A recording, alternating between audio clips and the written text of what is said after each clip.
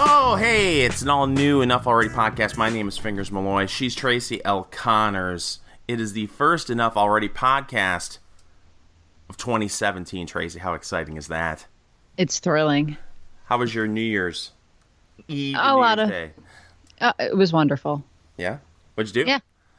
No, nothing too exciting. I just had a wonderful time doing everything. So. Oh, what's everything? People want to know. Oh, please. No, they don't. Sure they do.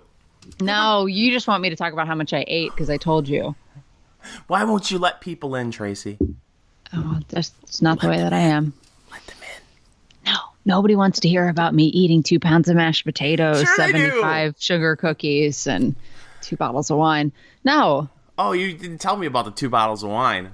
That might be a little bit of an over-exaggeration. It was probably closer to 1.5, but. Good for you. Yeah. That's living. Mm-hmm. That's the exact same thing that Mariah Carey consumed before she went up on stage on New Year's Eve. True fact. Did you see that? Absolutely. Oh my God, she's such a train wreck. It's amazing. And first of all, you know, I admired Dick Clark as a broadcaster. Mm-hmm. And he was on something in the neighborhood of like 7,000 shows. Oh, and for 6,000 years. Yeah. He did the American Bandstand, the bloopers and practical jokes with Ed McMahon, where they had wacky bloopers and wacky practical jokes.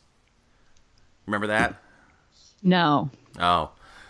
Well, he did all that, and a broadcasting legend, and of course, you know, he died, but continued to do the broadcast for like 2 years and couldn't talk. You remember that? Yes, I do. He passed away, and yet they propped him up, and they had him count down. It was terrible. God love him. 4,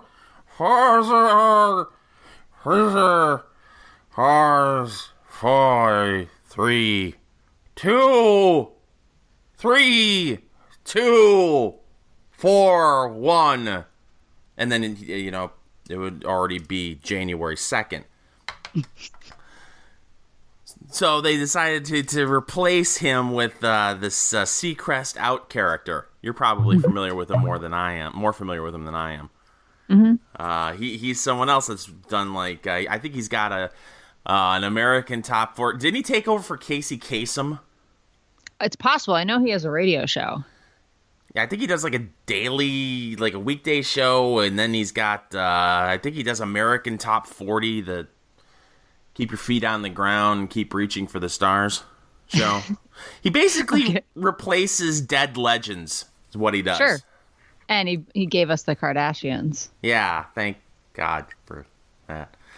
But they still call it Dick Clark's Rockin' New Year's Eve. Mm-hmm. With Ryan Seacrest. And normally I'd be like, okay, can we move on from the Dick Clark's Rockin' New Year's Eve? Because Dick Clark has been dead now for, 11 years?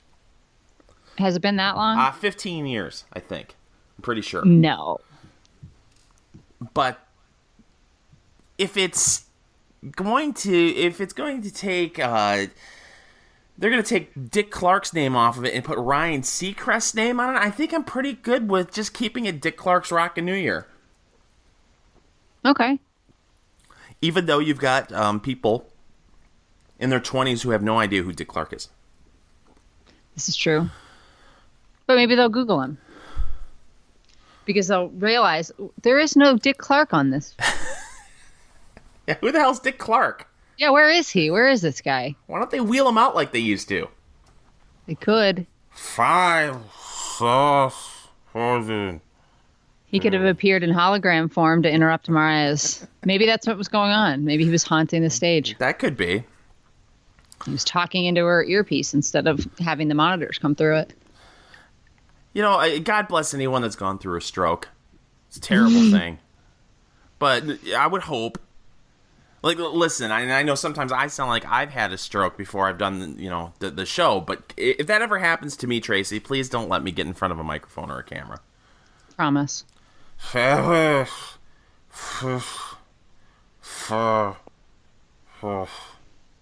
like pudding coming down from the side of his face. It's terrible.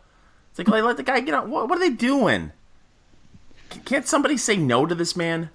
Well, apparently they finally did because, he had been dead for 3 years, and then they finally said, okay, Dick, it's enough. But then Mariah Carey comes out, and it was a complete train. And I don't know about if you did you see the whole thing live? No, I did not.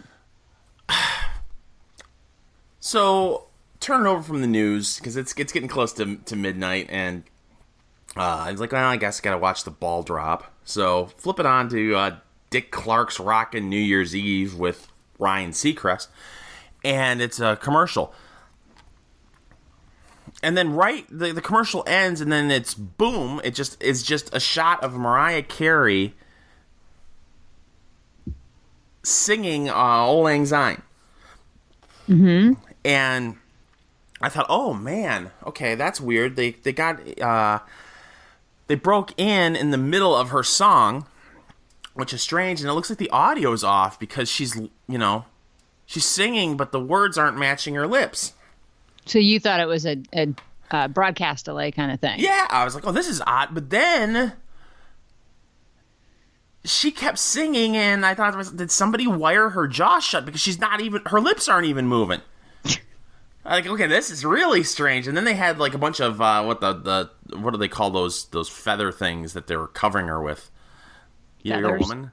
They had like the big the dancers. They had boas, but they were also just holding giant feathers, I thought, as well. Oh, so it's just one giant feather? I have no idea. It looked tacky as hell. Yeah. It was like a half-assed off Vegas strip show. Yeah, so then the thing starts, and she doesn't sing. And they're carrying her around, which I suppose if you're a diva, that sounds exciting. I have a bunch of people carry you around. But it didn't look like the kind of let's carry her around like she's a diva. It was like let's hold this bitch up because she may fall over. Or we can keep her from throwing things. Yeah, there was that. Or murdering us. Oh, you could tell she was pissed. Yeah. But she handled it in such a classy way. Didn't she, though? Yeah. She pulled like a,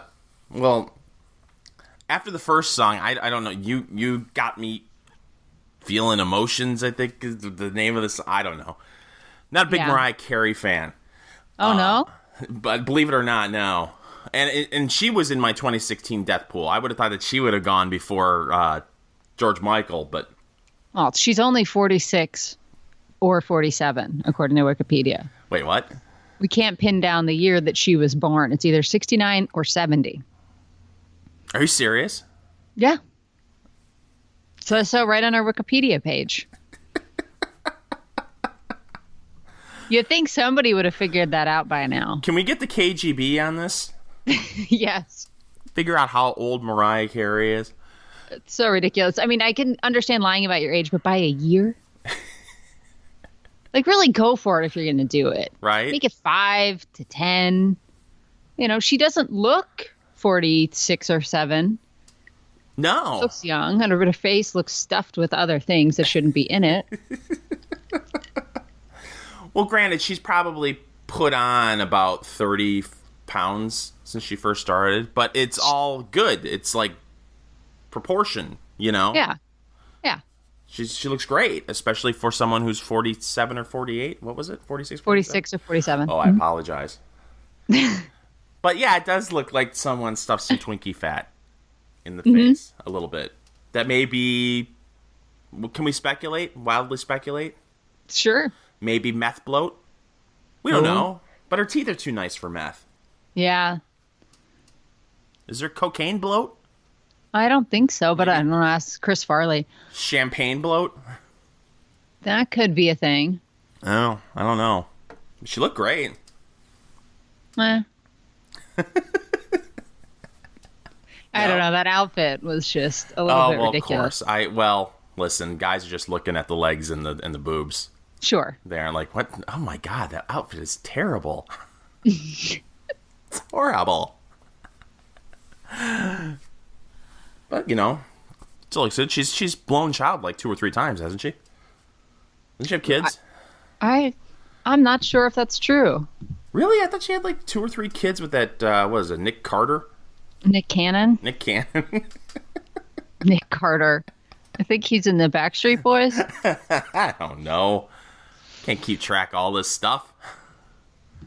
Let me check her wiki page, which is incredibly reliable. It says children, 2. There you go. See? So I don't know if that's one child named 2 or 2 children. Again, got to get those Russian hackers in on this to let us know who the hell, how old she is and who the hell her kids are. No names of the kids? I'm not in the little, the quick info box up at the top of every wiki page. Uh-huh. No, let me see. Oh, man. Yeah. Well, here's what I found out, though. She has a reality show right now. Where? Yeah, I don't know. I think E, maybe? I'm sure it'll be on her wiki page here. I just hope it's produced by Dick Clark Productions. Yeah, me too. But apparently it's been on for a little bit. Oh. And this seems like a really great way. It is on E. Mariah's World. How incredibly original, considering that I worked on an E show called Holly's World. But our girl Kennedy was on Fox News to discuss this briefly in the afternoon, the day after, and she mentioned the reality show aspect and immediately started speculating the way that I would. Was this all a brilliant plan to get a whole bunch of attention so people will tune in to the reality show? Is that the kind of attention you want, though? I don't know. I mean, some of these people truly believe that there's no such thing as a bad story. But if you're a singer... Yeah, she doesn't care. She said she's going to keep performing live. That was the other thing, too. I watched, I was in and out on the Dick Clark's Rockin' New Year's Eve. Yes. I think I saw maybe 8 or 9 acts. Mm-hmm. Musical acts. I think I saw one guitar the whole time. It's pathetic. And God, what the hell happened to Fergie? Did you see Fergie? No. Was she there by herself or with the Peas? She's there. Well, she's there with by herself every year after midnight. She takes over in L.A. or something. Oh, hosting duties? Yes. Oh, why? She's been doing that for years, and the segment was probably pre-recorded. Mm-hmm. 3 months ago. Mm-hmm. Didn't recognize her. Oh no, she's gotten her face full of stuff too. Oh yeah. It hasn't been injected with beef fat or anything. Somebody put a boot behind her head and just grabbed her cheeks and stretched. Wow. And she's not 46 or 47. 42. Huh. And she does this weird thing, too, when she's talking. She's got a handheld mic, and she poses while she's talking. Like, she's got the mic in her hand, and she's got her hand on her hip, and her legs are all weird, and she's, like, giving you attitude. The Fergie Black Eyed Peas attitude that we've come to expect and love, I guess. Are you sure it's not her trying to keep from peeing her pants again? I'm sorry. Did she Don't pee you her remember pants when on stage? No, I think she actually dropped trowel. Oh, that's lovely. On stage. Yeah. Yeah. Ugh.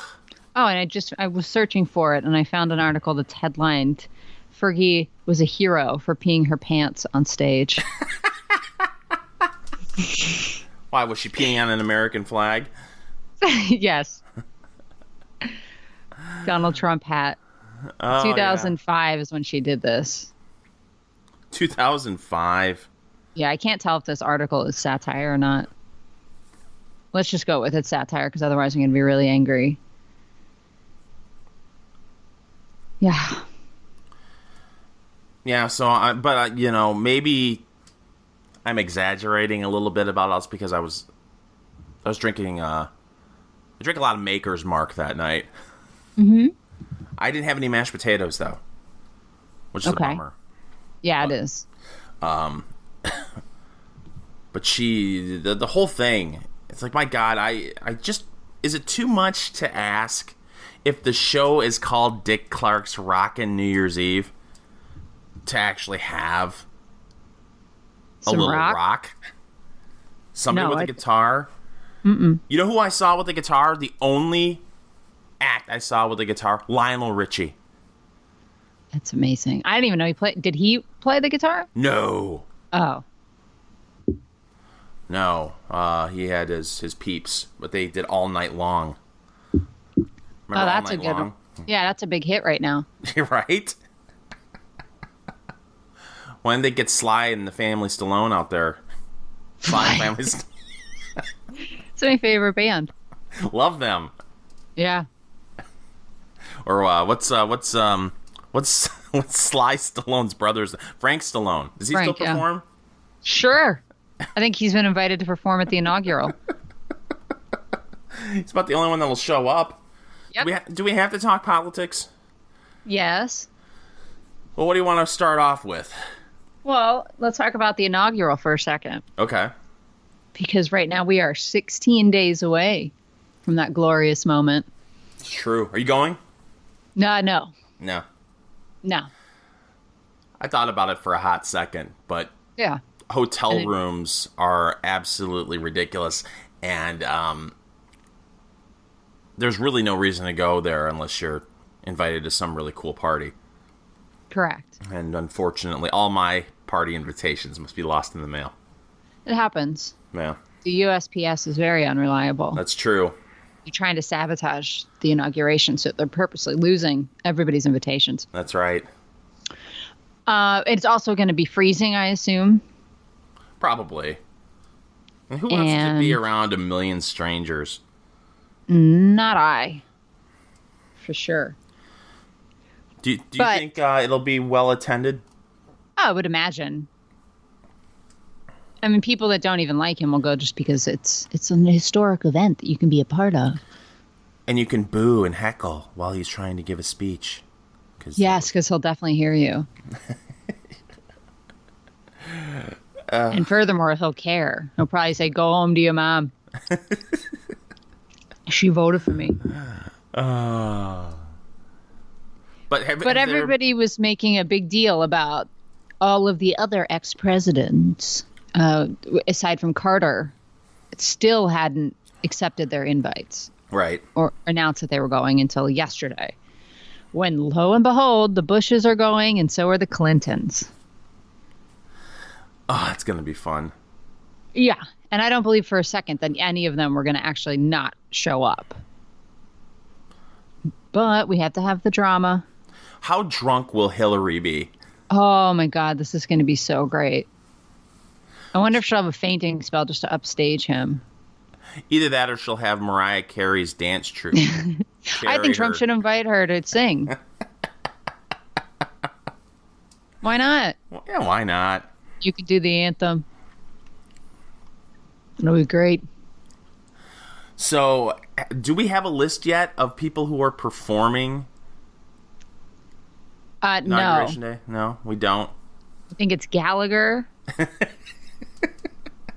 Carrot Top, and Frank Stallone. Yes.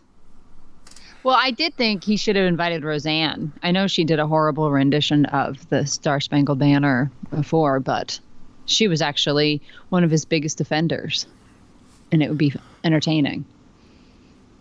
And she wouldn't say no. Can Tom Arnold come with her? I don't know what the restraining orders details are. I wonder how much money he got out of her in the end. A lot. Ugh. Yep. Still underpaid. Not that he's some prize pig. Right. I don't think she's that bad. She's entertaining. Yeah, she's entertaining, but my God. Come on, fingers. Nah. I don't know. Being married to that? Yeah. I mean, it would have to be a huge settlement. It was. Yeah. And then maybe it was worth it to him. Because he probably went from that. Now he's rich Tom Arnold. And, he's had some successful projects, hasn't he? I mean, he's in a few things. Are like, okay. They're like, oh, it's Tom Arnold. Yeah. He's in this? Yeah. That should get you moderately attractive women, especially if you're rich. Sure. I don't know why I went on that tangent, but my fault. I apologize. But so we don't know who is going to, because that's been the thing now. Right. Everyone is I'll never perform at the inaugural. Not for him. Just won't do it. I can't do it. And it's like people you would think, I don't think you'd be asked actually to perform. But hey, it's nice of you to throw that out there that you wouldn't perform anyway. Yes, and the media is presenting this as if it's the biggest deal in the world. Oh my God, nobody wants to go. Who cares? Yeah. It's not supposed to be this big, gigantic performance. I mean, yes, I know Beyonce sang at both of Obama's. So, it's not necessary. I want to get that thing over with so you can get in there and start repealing all kinds of BS. Well, you're already seeing the excuse train has already left the station. We're already seeing stories. I saw one the other day saying, well, that full Obamacare repeal that everybody seems to want on the right, I don't know. It may take a few years. Yeah. I may not get it all. I'm just saying. It's like, oh my God. Rand Paul came out the other day. So yeah, get rid of it. Now. Just replace it with you can buy insurance across state lines and make it more free market friendly, the insurance industry, and you'll see prices come down, which is exactly what people should be talking about. But they're so obsessed with not wanting to offend people that didn't have health insurance before Obamacare. Oh, and the 20 million number, as we all know, is bogus. Mm-hmm. But, yes. Pre-existing, we can't offend the people with pre-existing conditions or the liberals that will fight for the people with pre-existing conditions, even if it completely screws healthcare for everybody else, doesn't matter. Those people with pre-existing conditions, that's the only thing that matters. Yes. Of course. Doesn't matter that we're all getting screwed because of that. Right. And we're all having to pay for it. Socializing costs is just fine if we can save just one child. Right? Yes, and I don't know if you saw this story from Politico this morning, that Democrats are out with a new slogan to fight back the ACA repeal. Oh? You ready for this? I'm sure it's going to knock my socks off. Make America sick again. Oh, yeah. I wonder how many consultants it took to come up with that slogan. I hope none. Because that's really pathetic. Well, I'm glad that they came up with that one, because clearly, I mean, what they're doing there is they're digging their heels in to try to defend a highly popular healthcare plan. Mm-hmm. Mm-hmm. Nobody's but they'll get buy people. That. Yeah, we'll see. We'll see. We knew this was going to start happening. That they're just going to lose their minds, and everything is going to result. Everything that Trump and the congressional Republicans do is going to result in just complete, utter chaos, death everywhere. Well, and then Kittens are going to be committing suicide. Yeah. Right. Well, and you know what's going to happen, and I hope that they've learned a little something from Trump, because Trump would bring human props on stage. The Democrats will bring the human props out. I have a pre-existing condition and I couldn't get health insurance before the Affordable Care Act. And now not only do I have health insurance, but the condition that I had beforehand, I'm completely cured thanks to Barack Obama. Yeah, well, then you no longer have a pre-existing condition, sir. Jog on, dude. But then you need to be like, okay, isn't that wonderful? Let me bring on about 50 million people who have lost their plan, lost their doctor, and their premiums have skyrocketed, and their deductibles have skyrocketed as well. Mm-hmm. Let's compare. Yeah. No, and people that just don't have it. I was looking at Kaiser Family Foundation has done some research on this. Mm-hmm. And they were saying why people don't have coverage. This is hilarious to me. So this is from a 2015 study that they did. 46% say they tried to get it, but it was too expensive. Okay. And you remember, the number they're working with here of still uninsured in 2015 was 28.5 million. Okay, 14% is other, which is not helpful at all. 7% didn't know about the requirement to purchase health insurance. How could you not know? There are people. It is possible to avoid these things, I suppose. 9% would rather just pay the damn fine. 11% tried to get coverage, but it was unavailable to them, which I don't understand how that works. I thought everybody gets covered. It's like Oprah giving away cars. And this is my favorite. 13% didn't think the requirement applied to them. That sounds about right. Yes. So basically, 7 plus 13. That's the 7 is the percent that didn't know about the requirement, and 13 didn't think it applied to them. So 20% of the uninsured population just doesn't give a damn or have any idea what's going on. Oh my gosh! Yeah, so that's a decent number. If we're to believe it's 28 million, 20% of that would be 5.6 billion people. Oh, good God! Well. It's going to be fun to watch, and you're already seeing. I'm sure the first thing that will be repealed, instead of it should just be a 1-page bill, Tracy. Mm-hmm. One sentence: the Affordable Care Act is no more. That could work, but the problem with that is they have to get 60 votes in the Senate. Do they? Yeah. They have to get 60 votes to bring something to the floor. I thought that they had that tricks. Whole reconciliation thing. Yeah, I thought that they could do something. But that's only for budgetary bills. So can't they include that in the budget? It has to act. I don't know. They're acting as if it actually has to have budgetary ramifications. Not like they don't shove stuff onto every single bill that does nothing to do with the main text of the bill. I feel like the American people aren't going to buy that excuse. We'll see.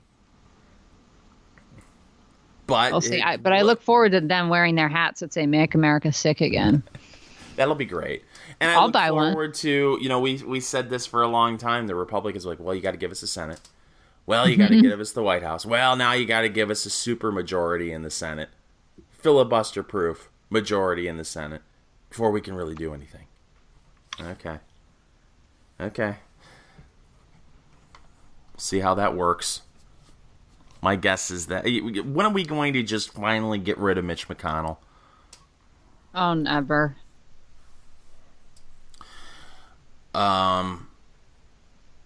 Apparently, Paul Ryan called Julian Assange a Putin sycophant. Paul Ryan did this? Yes. Oh, this is helpful. I'm telling you, this is going to be fun. Because you're going to have the Republican Party, or Donald Trump not only fighting Democrats, but he's going to be fighting Republicans as well. Yeah, House Speaker Paul Ryan said on the Hugh Hewitt show that Assange is a sycophant for Russia. He leaks, he steals data, and compromises national security. That's interesting. It has no basis in reality whatsoever.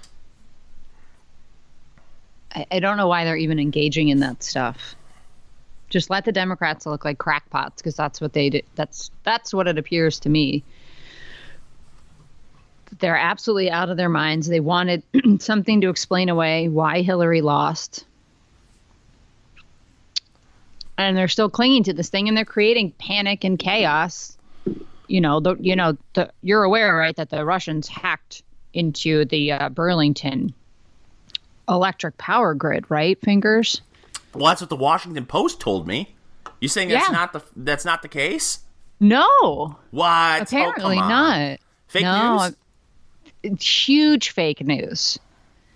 Fake news that's got a bunch of politicians screaming at the top of their lungs at Russia and pointing the finger like crazy. So the story came out last Friday that the electric grid might have been compromised. Oh my God. There's signatures from Russian hackers on this laptop over there. Yeah, not even close to it being true. And I'm trying to find the headline from the Washington Post because it was absolutely like hair on fire. Everybody freak out. The Russians are coming. The Russians are coming. We're going to take out the entire grid. This is just the biggest, this is just the first of these. We can look forward to more. Here we go. This is the Intercept. I thought Glenn Greenwald did a really good job of putting all of this together. Of course, now I can't find it, so I'm not going to bore everybody while I look for it. But so what turns out, what happened is that report that we talked about last week with the hoodied hackers and the nice infographics explaining how hacking works had a list of IP addresses and I believe software malware that were said to be known, don't mind that disclaimer at the top of that thing that we read where it said we can't substantiate anything in this. So don't really listen to us, but listen to us. One of those IP addresses that was on that list, this power company searched their computers for any of those IPs. And one of them popped up on an employee's laptop. Well, this is what set off alarm bells. And somebody, even a senior administration official, is quoted anonymously in the Washington Post piece that set this all off, saying, "This is the Russians, we knew it." But no one bothered to call the Burlington Electric joint and ask them, which computer was this? Was the grid compromised anyway? Because they would have been told it was his employee's laptop that wasn't even anywhere near the grid. And it turns out that IP popped up when he was checking his Yahoo. Oh. Now, why he has Yahoo after that's been compromised several times, I don't know. Maybe he switched from Hotmail. It happens. Yahoo. Yeah. Or AOL. But that's the end of the story. He was checking his Yahoo on his laptop. And, that turned into the Russians have hacked into Vermont's electric grid. And this is dangerous, and we need to stop them, and blah, blah, blah, blah, blah, blah. And I'm sure you noticed the breaking news this morning that we are sending special forces to the Russian border. I did see that. So isn't this fun?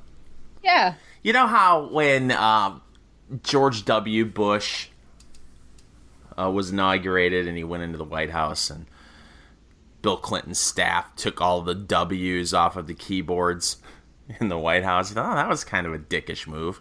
Well, that was a distraction so they could get the furniture out the back door. There's that, too. I mean, that's small time compared to what's been going on here in the last couple of weeks. Yes. Between all the UN garbage and now this. Mm-hmm. He's really leaving a bag of poop on Trump's doorstep before he leaves town. He's not even leaving town. No, I know. He's just moving to Northwest DC. Yeah, I don't know what I find more disturbing. I'm on the Sun's website over at the UK there that has the story about the war games. I don't know if I'm more disturbed over the war games between what's going on with the United States sending troops to the Russian border, and apparently the Russians are sending tactical nukes to the border as well. I don't know if I'm more disturbed by that or that I've got a banner ad for the liquidation channel above the story. That's kind of scary. Yeah, did you search for it on your computer? The liquidation channel? Oh, yeah, I've been on liquidation. Oh, okay. Website. Yeah. I didn't know if your computer was listening to you and was going to rat you out.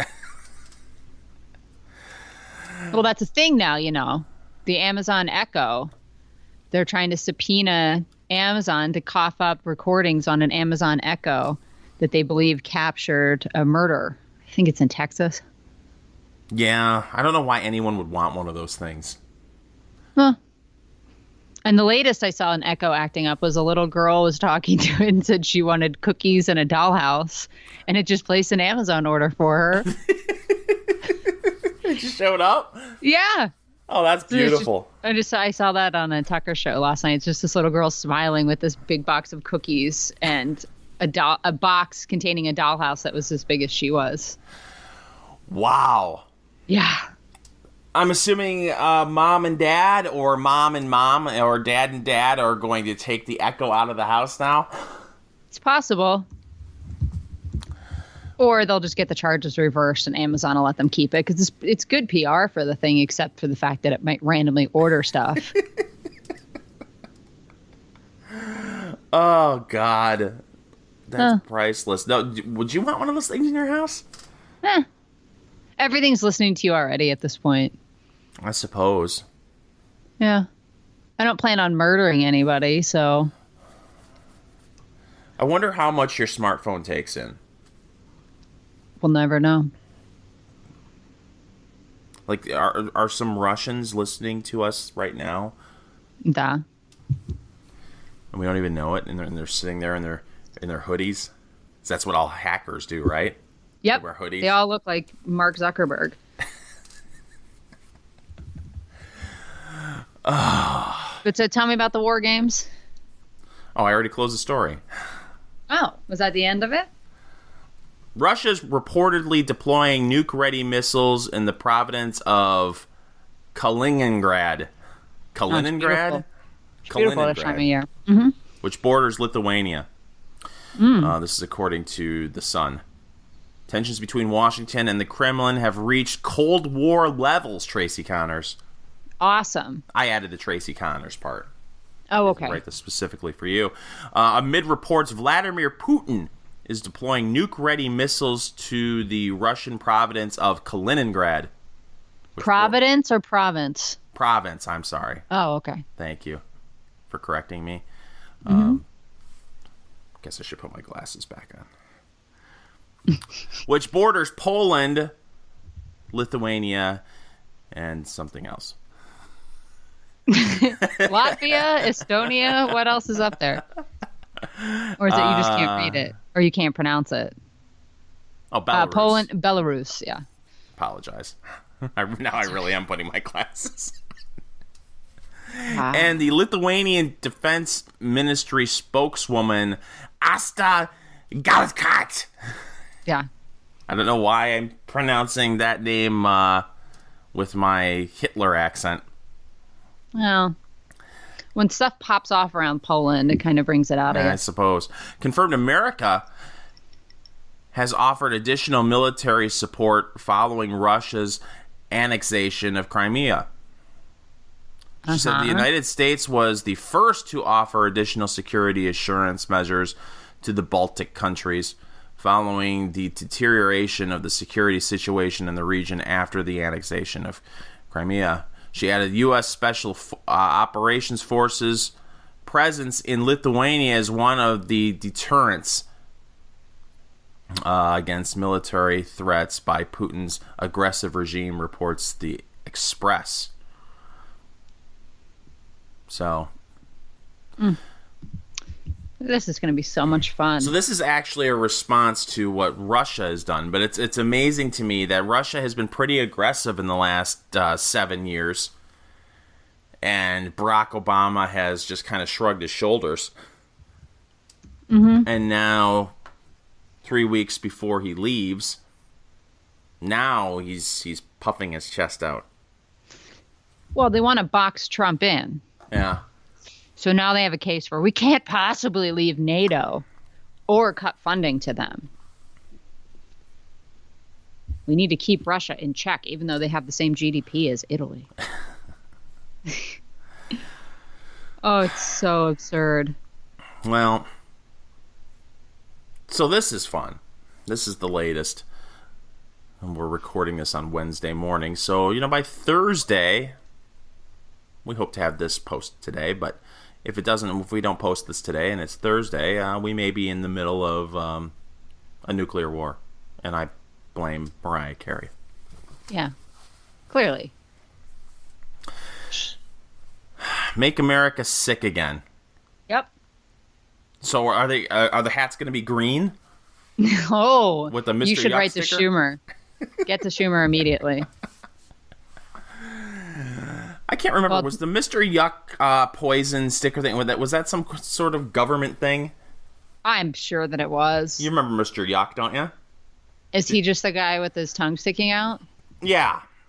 I didn't know he had a name. Mr. Yuck? Yeah.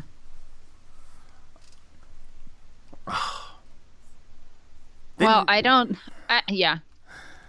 I mean, I think I've seen him. He looks like a smiley face, except with his tongue sticking out. Yes. And they had commercials. The Mr. Yuck commercial. No. If there were a commercial, it was definitely a government propaganda thing then. Mr. Yuck is a trademark graphic image created by the Children's Hospital of Pittsburgh, Tracy. Oh, well, there you go. Then I was wrong. And widely employed in the United States in labeling of substances that are poisonous if ingested. Mm-hmm. And it has the Mr. Yuck, he's green, his eyes are closed, his tongue is out, and it has usually has the poison control hotline number. But that'd be a fascinating job. Poison control? Yeah. Yeah. I bet it's entertaining. I wonder how many people to hear what people ingest. Yeah. Hello, poison control. I drank a bunch of mosquito repellent. Okay, why? I didn't want to get bit by any of those damn mosquitoes. I figured if I exhaled it, it would keep them away. Yeah. Well, maybe they'll just slap Mr. Yuck on a hat and call it a day. Well, poison control centers provide excellent service and savings, according to the Wikipedia page. Recent research shows that every dollar invested in the poison control center system saves $13.9 in healthcare costs and productivity. Sure. According to whom? Wikipedia. People that make up statistics? Let's see. It's the... Well... The Poison Control Center people? The source for this is Amazon News. There you go. I didn't even know such a thing existed. I didn't know it existed either, but apparently it does. Oh, it must be a legit outfit. I sure would love to know what the budget is for... there's in the United States, it's the American Association of Poison Control Centers. Of course. Well, now I got to click on that link. Oh, dear God. It's a national voluntary health organization founded in 1958 that represents the nation's 55 poison centers. Well, I'm glad to hear it's volunteer. Yeah, that's good. Imagine that. Something like poison control can be handled by volunteers. But I think we're going to be okay with the repeal of the ACA. How many retards do we have in this country that we need 55 poison centers? Well, there are 5.6 million people that didn't understand that they have to buy health care. That's true. Or didn't think that that applied to them. I mean, I guess I understand, anyone that has children knows that they can get their hands on DEET and drink it, or... Sure, or Drano. Yeah, or order it through the Amazon Echo and have it delivered to them personally. Right. I mean, you can make yourself sick eating toothpaste. Yeah. But that's got to be one hell of a job, reporting every day to the Poison Control Center. Answer the phone. Yeah. I'm sure they have great stories at their happy hours. Honestly, I kind of wish they would record those so we could all listen. That would be fun. Hello, Poison Control. This is Steve. You could prank them and just be like, these low prices are killing me. I put a ring that I bought in my mouth. I bought it from the liquidation channel. It was 3 easy payments of $2.67. No, That's what that ring was, right? Yeah. Because all throughout the break, I would randomly get a screen cap on Fingers' liquidation channel, and I could not believe it. He was absolutely correct, and there was something, I believe it was a pendant of some sort. No, that was a ring. Price. Oh, the price on the screen was $2.60 something cents, 3 easy payments. Yeah, that was a pigeon ring. Oh. Yeah, if you know, the noble pigeon. Yeah, yes. If you want to walk around with a ring that has a pigeon sticking a good 1.5 inches off of your hand, sure, you can get it at the liquidation channel. 3 easy payments. They call it budget pay, Tracy. Oh God! If that's your budget, you have bigger problems than not having a pigeon ring. Right? I don't get it. I look. I get that some people don't have money to be able to buy things, but how can you afford cable and the internet, and yet not be able to afford an $11 ring? You got to have, and it was $9. Yeah, less than $9. It was $8.99, I guess. It's sad. Sad. It is sad. I like that. I'm adopting his tweet style. And speaking of, I have his Twitter feed open. This is our president-elect. Uh-huh. This is from this morning. Republicans must be careful in that the Dems own the failed Obamacare disaster with its poor coverage and massive premium increases, like the 116% hike in Arizona. Also, deductibles are so high that it is practically useless. Don't let the Schumer clowns out of this web. Massive increases of Obamacare will take place this year, and Dems are to blame for the mess. It will fall on its own weight. Be careful. So this Make America Sick Again crap is not going to work with President Trump. I'll tell you that. And the Republican leadership just doesn't know how to handle someone who fights back. Right. And isn't the least bit afraid of doing it. Yeah. And of course, these tweets will be talked about endlessly. And can you believe he's attacking them on Twitter? Hell, gosh. And the day after, I mean, they're making a big deal out of the fact that the Republicans voted to actually follow through on the punishments that are supposed to happen when you take pictures on the House floor or do video. I don't know if you saw this, but the Democrats are acting as if this is like censorship writ large. This is just unbelievable that we can't grandstand from our own phones on the floor. Which is what they routinely did when they held their little sit-in that we love so much. It was great. Yeah, so they were filming it, sending pictures. Well, this is against House rules. Womp womp. So they've just never enforced these rules, so they voted now to enforce them, and it comes with a fine if you're going to take pictures, which I think is great. But I want that fine money to go to me or to us. Hey, it's $500 for the first offense and then $2,500 for each subsequent offense. I'm told that money will go to poison control. Oh, hey, they're volunteers. That's okay. The volunteers. Just so you know, Tom Arnold was in Cradle to the Grave. Mr. 3000. Are these porn? No. Oh. He was also the host of the Best Damn Sports Show period for 4 years on Fox Sports. Wow. Good for him. So he's been around doing things. Certainly. Yeah. He also kind of looks like Mr. Yuck now. Wow. Good for him. He's a millionaire. He looks like Mr. Yuck, and he's probably banging supermodels. There you go. And all it took was being married to Roseanne Barr for like 3 years. I don't know, does it seem like a good trade-off to you? Boy. No.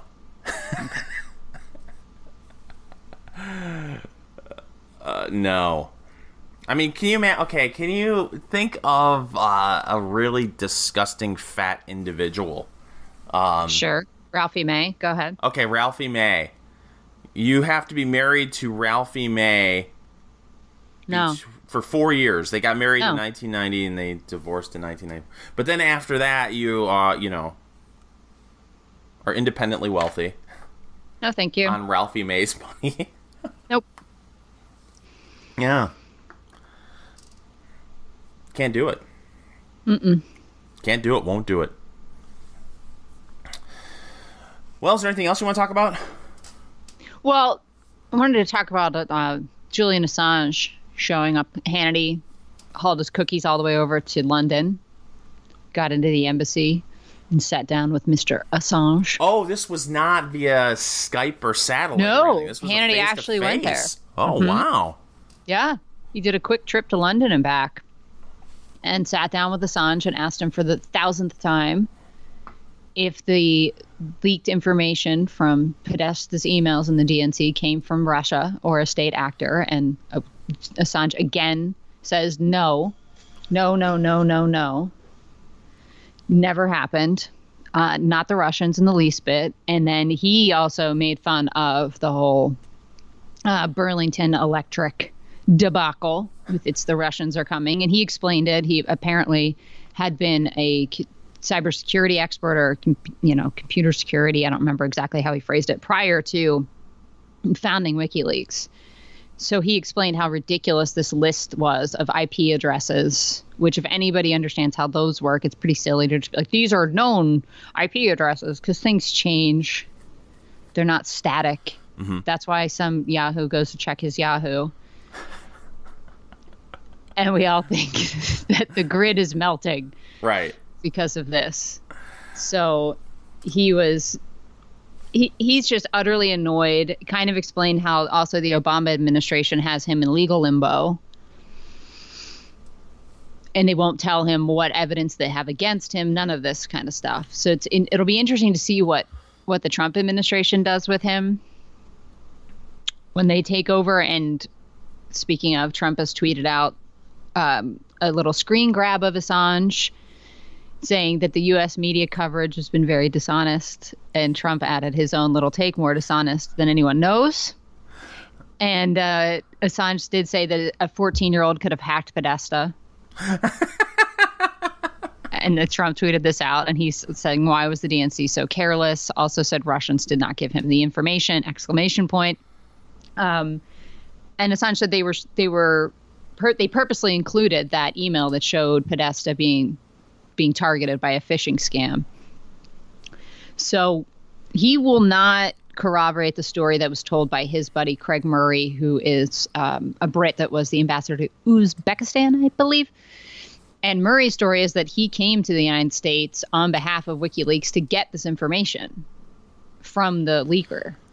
And he referred to them as a leaker. And that they met on the campus of American University, and he was handed, I don't know, I assume a thumb drive that contained all this. So I'm interested to see if whoever did it will eventually come out, because that would be pretty awesome. Yeah, it's too bad that the only source for these interviews is Fox News and Sean Hannity. Why? Yeah. I mean, it would be nice if the mainstream media would go talk to him, but apparently... Well, they're not interested in any of this story at all. It doesn't fit the narrative, so... No, and he said that the reason that they've come out and categorically denied that it was from the Russians is because they feel that that's just been drummed up to distract from what was actually in the emails. Yeah. And there has been no talk about how they rigged the primary. None. Nobody's gotten in trouble. I mean, Debbie Wasserman Schultz had to step down from that, but she's still around and kicking. Donna Brazil's still the interim head of the DNC, even though she colluded with the campaign during the primary, the Clinton campaign. I wonder what will happen to Debbie Wasserman Schultz. Nothing. She's still around. I'm sure they'll still use her to raise a ton of money, because apparently she's good at that. Why anyone would give that woman a dime is beyond me. But who knows? And what is it? January 18th is the great DNC head debate. Mm-hmm. So we get to find out if they're going to go far left or not. Oh, that's going to be... I don't think they vote until February, but I mean, you've got Van Jones out there saying, hey, we've got to get rid of the moderates. The days of the Clinton Democrat Party are over. So it's good to see they've learned nothing. Well, As far as Debbie's concerned, I'm sure she'll get a gig at the Clinton Foundation. Yeah, if that still exists. You mean people aren't lining up to throw money at the Clinton Foundation anymore? I wouldn't imagine so. What do they have to offer? Oh, maybe Chelsea will run for Congress in 2018. Yeah, that's it. What can she get me from a congressional seat? Basically nothing, but it's the first step in a long journey for her to take over the Democrat Party and then the White House. Yeah. Did I ever tell you the story about the time my face was 6 inches from Debbie Wasserman Schultz's ass?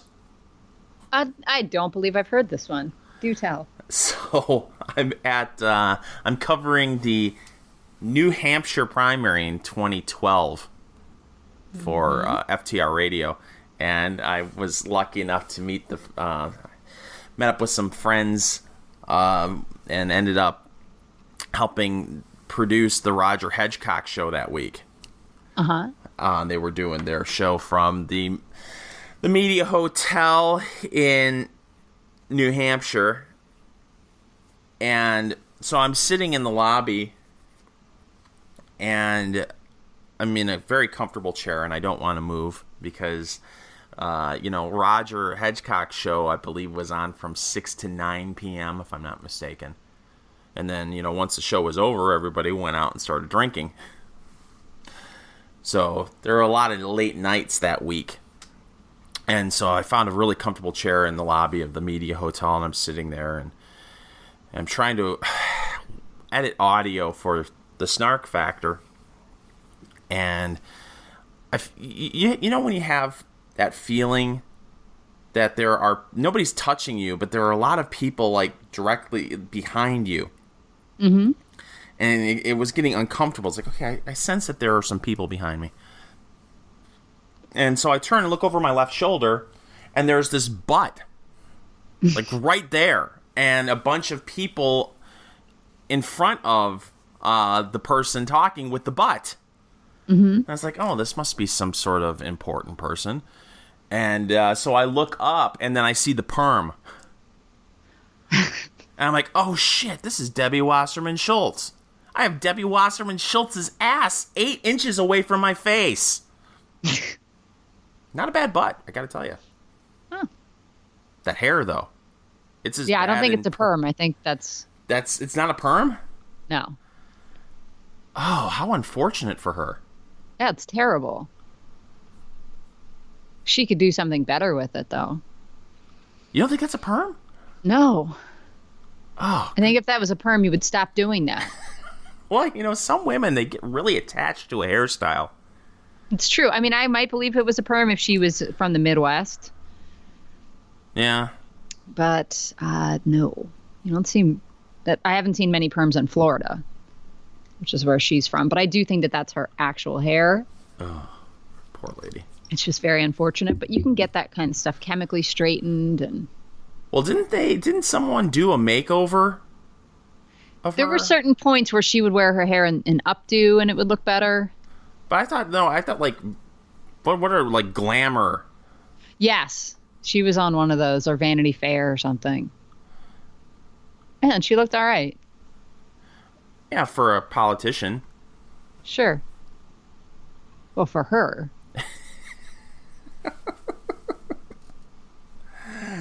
Oh my gosh. Well, apparently there's no Ash Scow this week. She's still in recovery? Yeah, she's out on assignment apparently. Oh, good for her. Yeah, good for her. She's getting to the bottom of that Minnesota football team scandal. I wonder if they ended up playing and losing.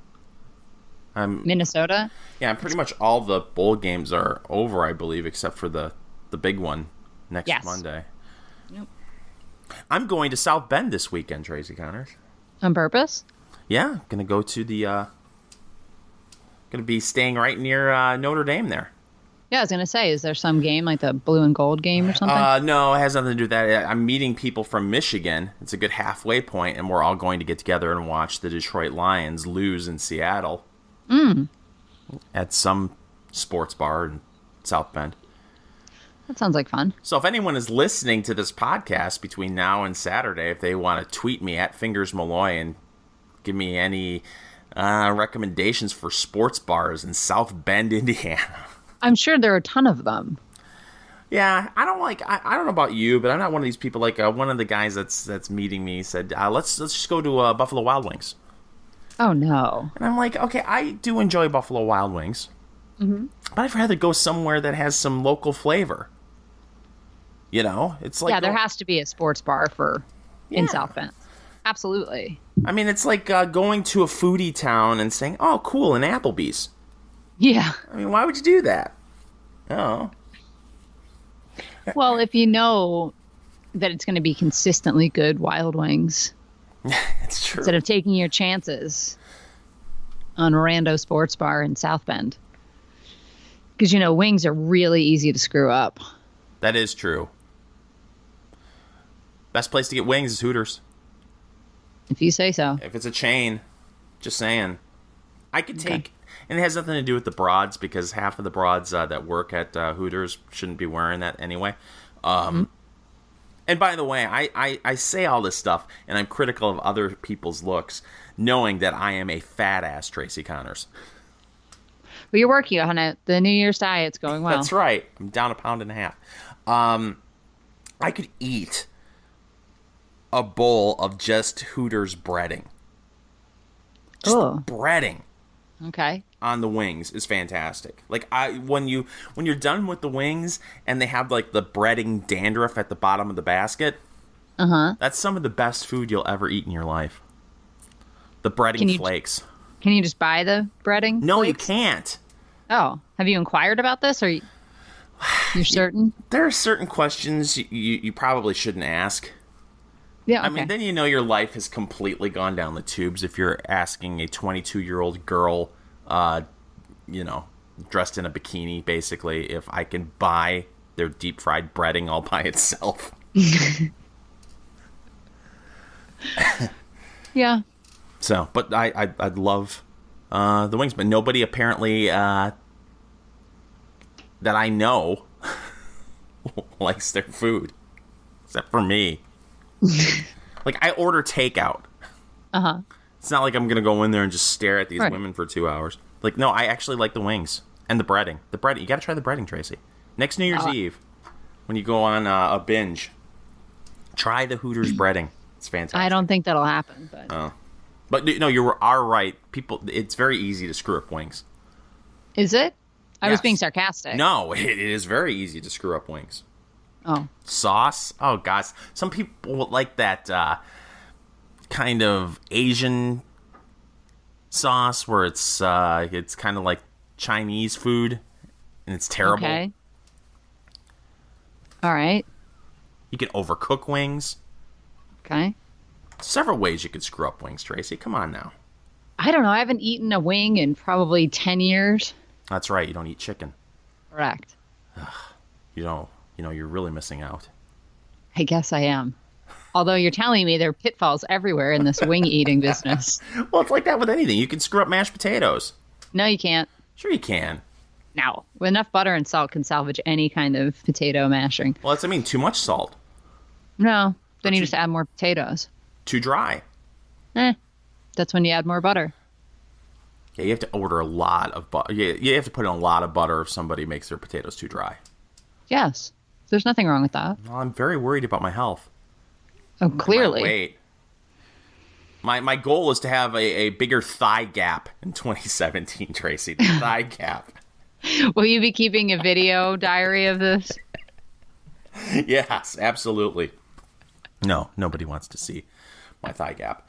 But no, I got to find a sports bar in South Bend. Yes, that's a priority. Well, Fingers, if you're concerned about your thigh gap, perhaps you should move to Philadelphia, because then you would never buy soda again. Isn't that ridiculous? It's amazing. I saw someone tweet out a receipt. They bought like a 12-pack of, Propel? Propel Fitness Water. And it was like a $3 soda tax on fitness water. Yeah. Yeah.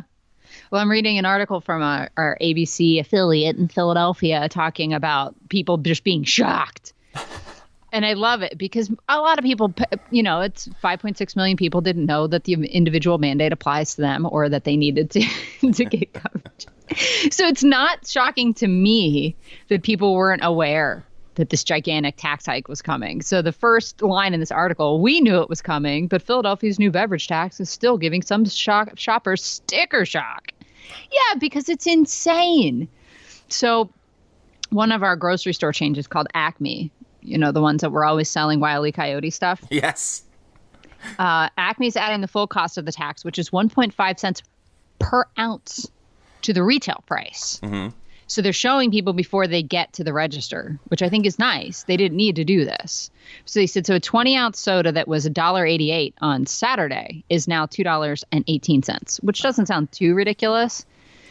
But this poor man named Chuck Andrews picked up a $1.77 gallon jug of tea. And then when he got home, he looked at his receipt. And it was now $1.92, which he said, oh, okay, I wish they would have told me. But the bigger ones are the 12-pack. No. Actually, it was $1.77, and the final cost was $3.69 because the added tax was $1.92. No.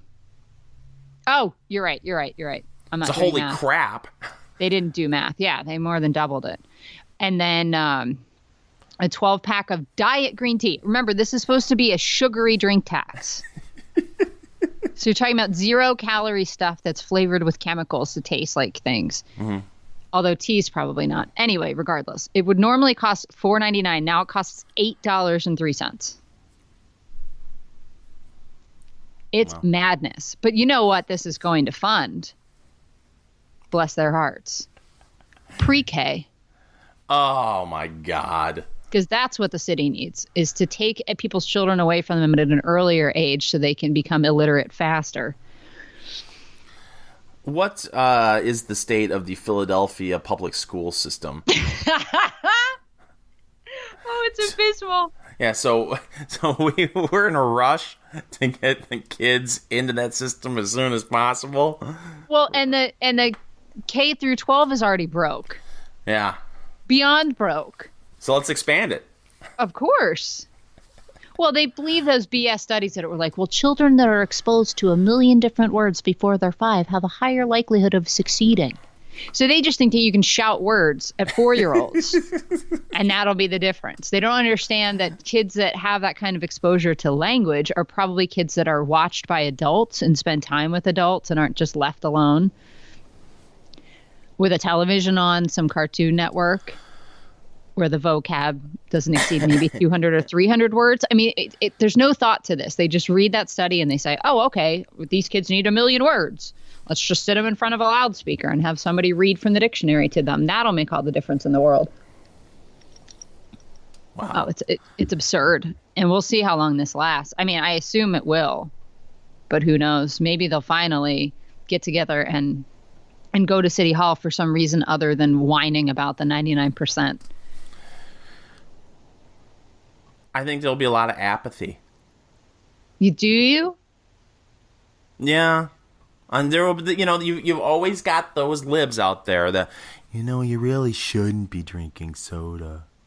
And well, but it's not even soda. I get that. I mean, maybe there'll be a backlash that, people are pissed that their V8 suddenly is being taxed. No, that doesn't. Juice is not wrapped up in this, I don't believe. It's sugary drinks, fingers. But pay no attention to the fact that I said diet iced tea, or that guy's Coke Zero costs that much more. Like, we've seen studies that say that regular soda is better for you than diet soda. You brought it up earlier. I mean, the chemicals that are in diet soda. Mm-hmm. Yeah, I mean, it almost makes me want to go be a door-to-door soda stream salesperson. Wouldn't that be great? Yeah, I don't know that they're smart enough to tax those syrups, and they don't have the chemicals. They don't have the aspartame and that kind of stuff like you do in regular diet soda, and it's actually pretty delicious. I don't know. You got to imagine this is going to hit. I mean, obviously it's going to hit the poor the hardest, but now your kids get to go to pre-K in our lovely failing city schools. This is just unreal. I'm on Philly.com right now. Mm-hmm. And they have a bunch of infographics. Here's a 1, 2, 3, 4. This is an 8-pack of Gatorade G2. Current price $5.99. Sugary drink tax $2.40. New price $8.39. A Snapple iced tea, current price $1.29. Sugary drink tax 30 cents. See, that's where people be like, "Oh, it's only 30 cents.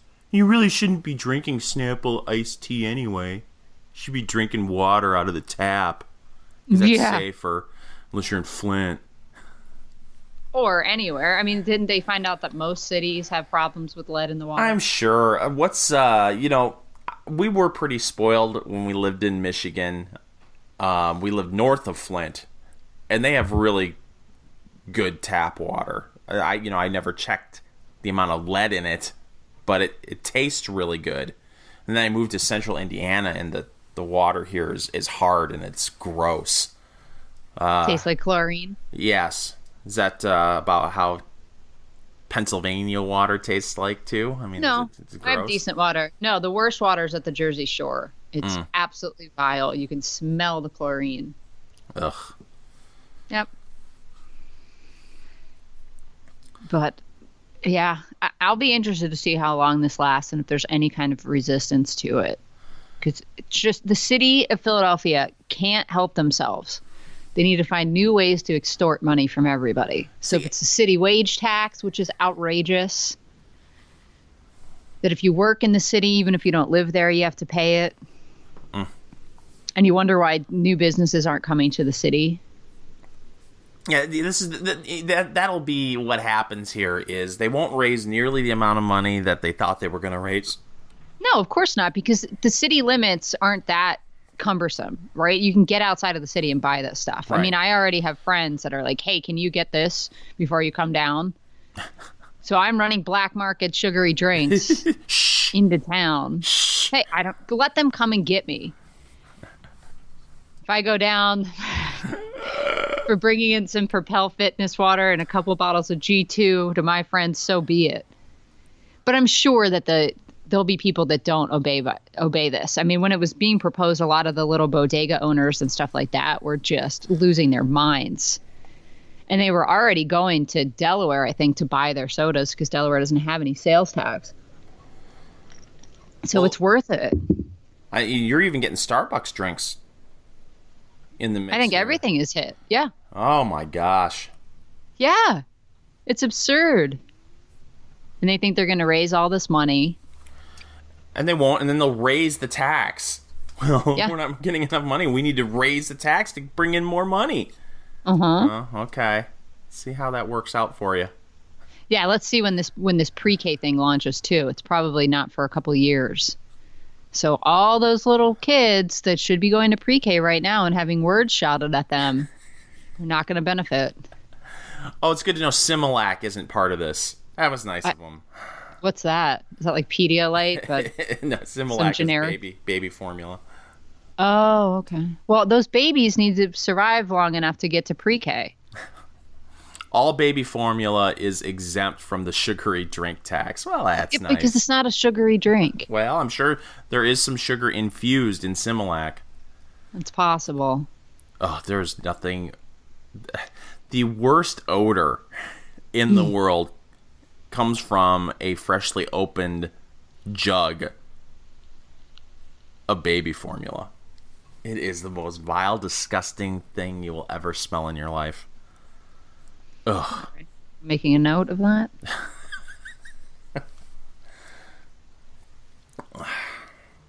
Well, anything else, Tracy? We could talk about Ford if you wanted to briefly. Yes, it seems as though you have the story in front of you that Ford has decided to not put another product down in Mexico. Was this a whole plant, or were they going to add on an assembly line or something down in an existing Mexican plant?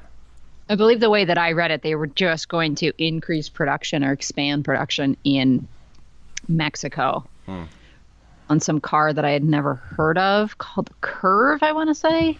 my guess, what you're finding from American automakers, they have to have a certain number of vehicles that, the fuel economy, has to be, 30, 40 miles to the gallon on the highway, because it has to cancel out all those dirty SUVs and full-size pickup trucks that they make. Mm-hmm. Mm-hmm. And it's very difficult for any automaker, especially one of the big three that employs United Auto Workers, to build a vehicle that makes or that gets that kind of mileage in the United States.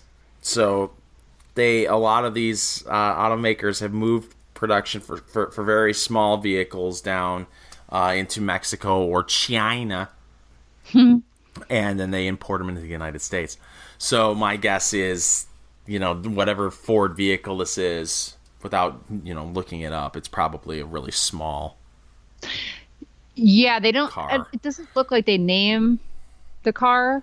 Mm-hmm. So they're saying, this is from The Hill, they're canceling plans to build a new manufacturing plant in Mexico. Oh, okay. And instead, they're going to invest $700 million in Michigan. Yeah, I saw a lot of people on Facebook pissed off about this. Again? Yes. Apparently now we're angry when Americans get to keep their jobs because Trump may have something to do with it. I will never buy another Ford. Oh, please. They were the one company that didn't take a bailout. Yeah, but they did. But that's...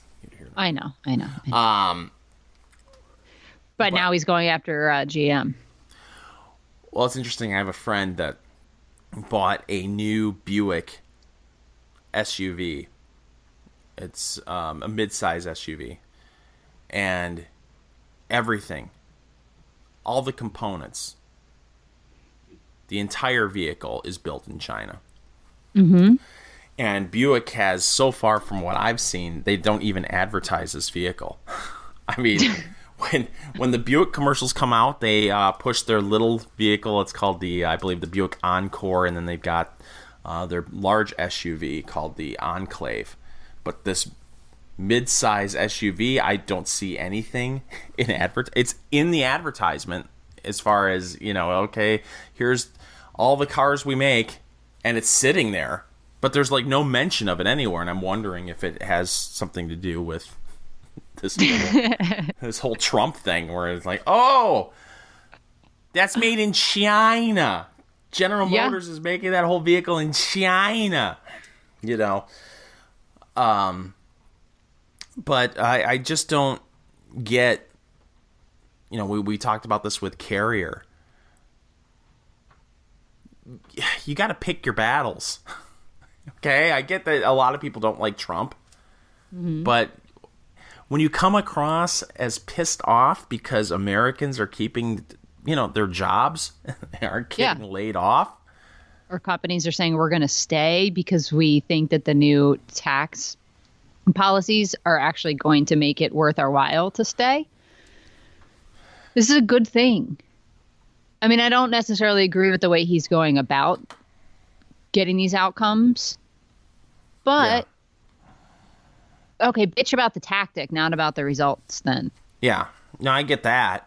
I don't want to see anybody being threatened, but at the same time, we don't know what's going on behind the scenes. Maybe they are counting on the corporate tax rate being lowered in this country from 35% to 15%. Maybe that's kind of what I read in between the lines of the stories, and I think they've actually come out and Ford issued a statement saying that. Yeah. Maybe they're counting on... Obamacare being repealed?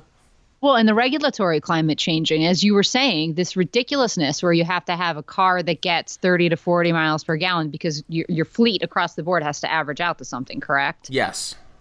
CAFE standards. Right. It's a ridiculous number going forward, and that's why you're seeing like these popular crossover vehicles. All they are is they're SUVs put on car platforms. Mm-hmm. So... I mean, I don't want to go way into the weeds here, but it's just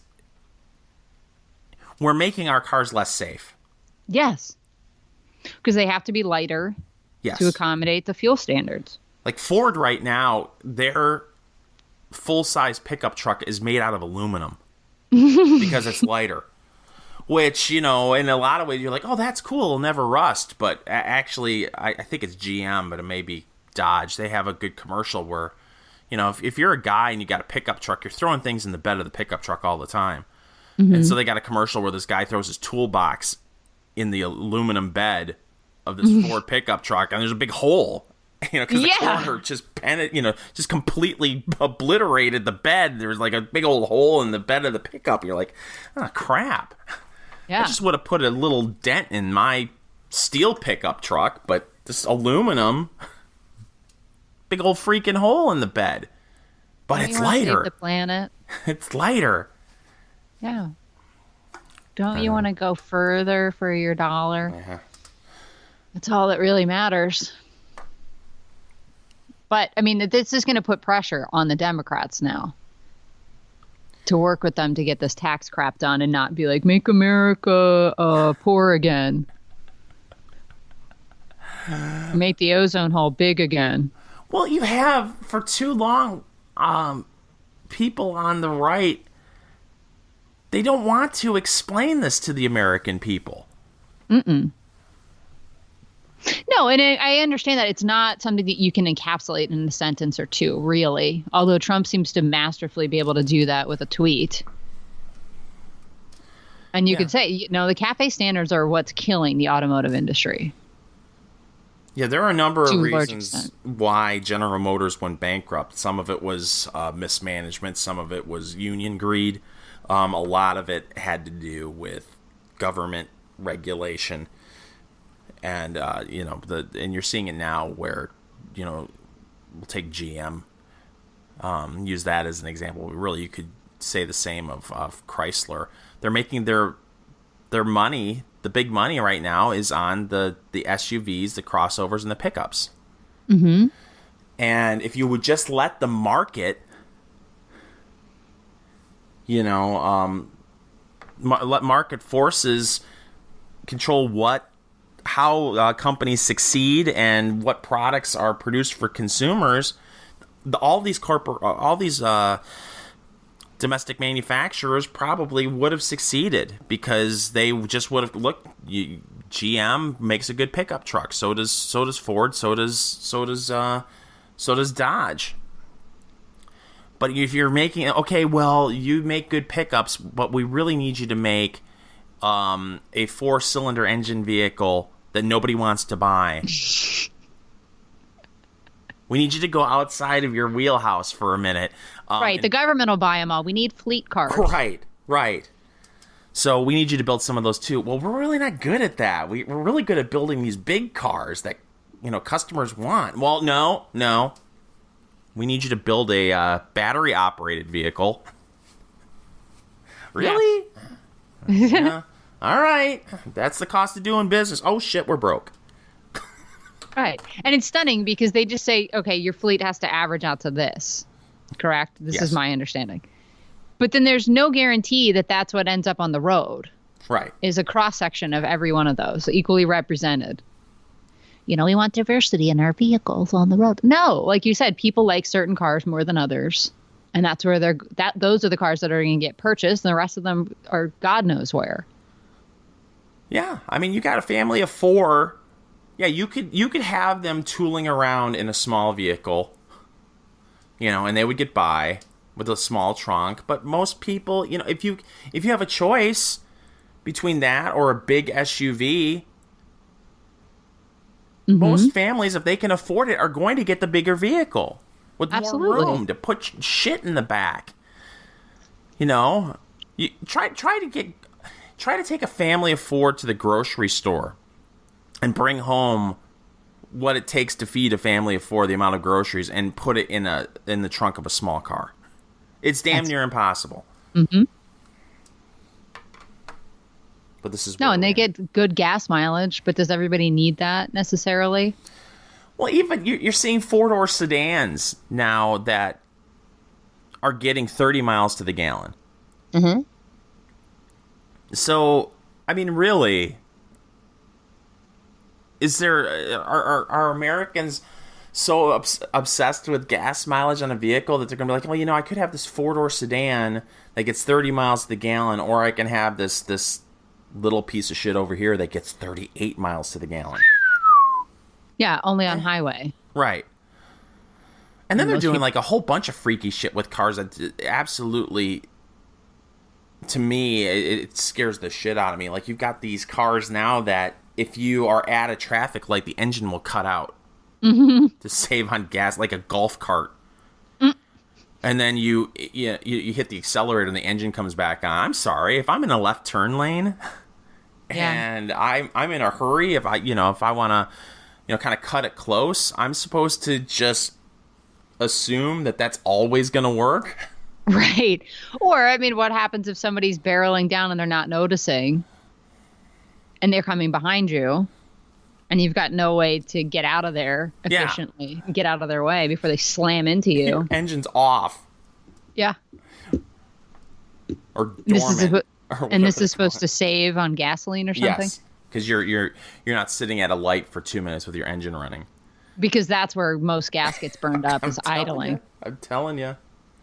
None of that shit would be happening if it weren't for the government stepping in and trying to regulate the stuff. And, there may be some people, that's good. Well, okay.